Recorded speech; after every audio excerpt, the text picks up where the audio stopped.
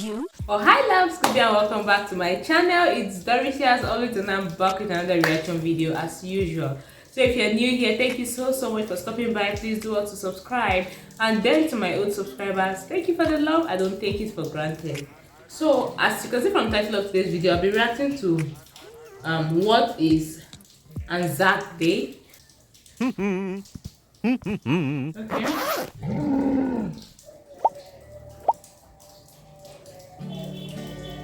Okay, it's animated. I don't know. This is the first time reaction, but let's watch and see.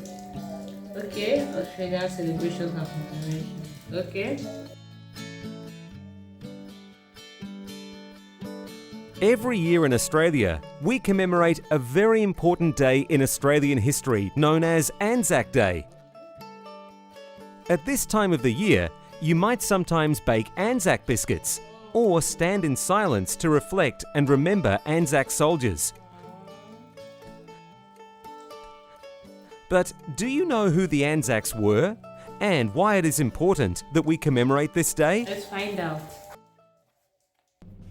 In 1914, the world was in turmoil at the outbreak of World War I.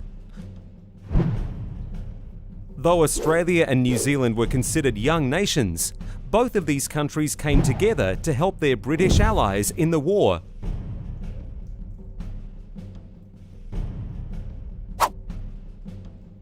These soldiers were called Anzacs, which stands for Australia and New Zealand Army Corps. Oh, okay.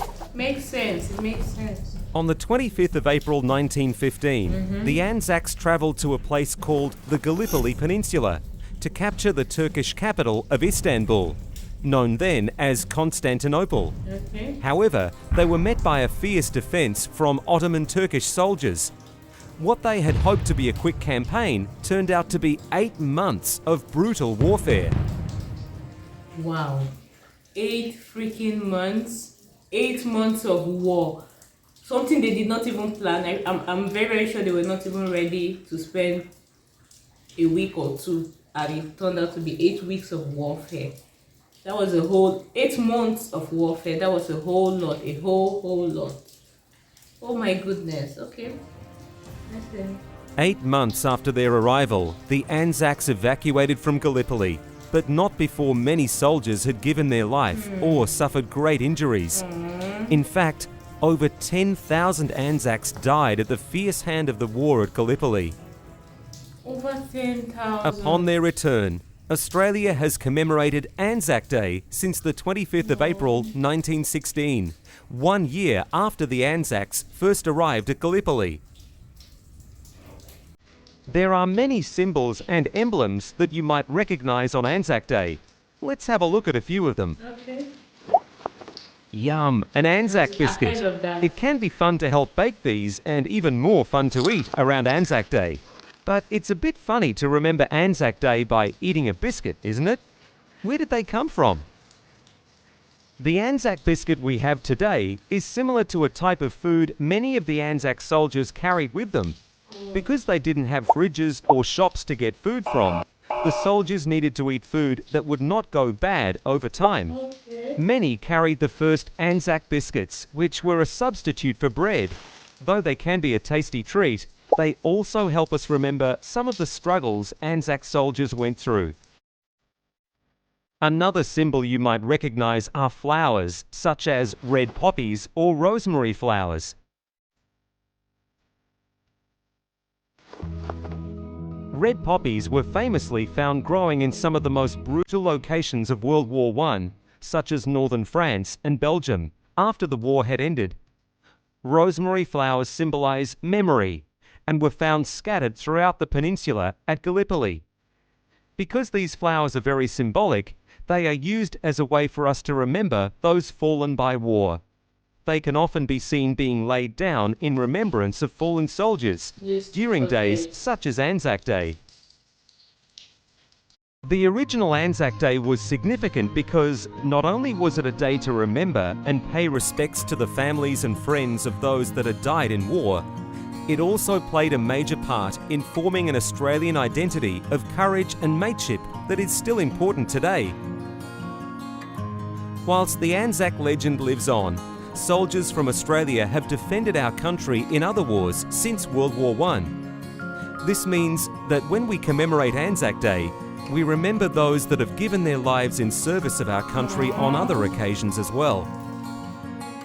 There are many ways Anzac Day is commemorated today. Often people will rise for a dawn service. These services are held at dawn each year because this was the same time Anzac soldiers originally arrived on Gallipoli shores. What are some of the other ways we remember those in our past and present who have committed themselves to the service of our country on Anzac Day?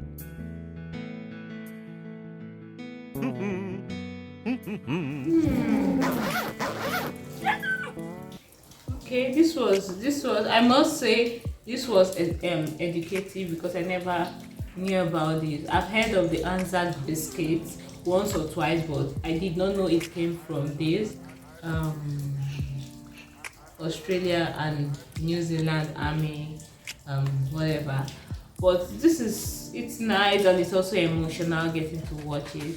But I just love the fact, I love the fact that these people, their memory lives on. Like, I'm sure some of them, their family members are no longer even surviving. Their immediate family members that were present when this happened, they are probably not surviving, but still the memories of these people who laid their lives for their country lives on these soldiers. I just can't.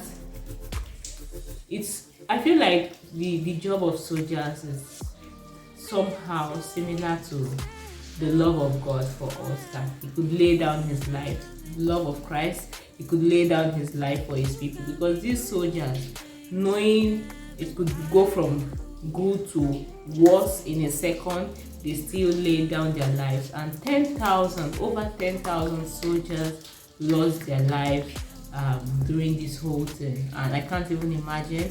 It happened in 1915. Until date, it is still being celebrated. We're already in April, and I'm very sure in New Zealand, in Australia, this is still going to be celebrated. It's just wonderful. It's wonderful too. And the fact that this is being passed on from generation to generation, the Anzac Day, because I'm sure parents get to tell their children this is what the Anzac Day is all about. It's really good, very thoughtful of those who decided to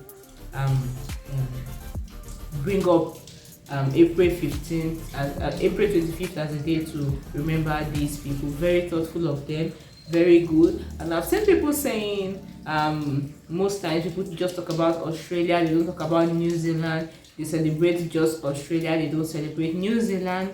Well, I don't know. There is no Anzac Day without New Zealand. New Zealand is part of it. From what I've seen, New Zealand is part of it. So of course, Australia and New Zealand, shout out to you all. Shout out to those who thought about this. It's very thoughtful, and I've learned something new today. Hope you've learned something new. And if you're from Australia or New Zealand watching this video, please say hi in the comment section. I would love to get to know you. That's it, guys. Thank you all so much for watching. If you enjoyed watching and reacting with me, please do also like, share, comment, subscribe if you're yet to subscribe, and let me know if there's anything else you want me to check out. Just let me know in the comment section, and I really appreciate it. But for now, guys, this is bye.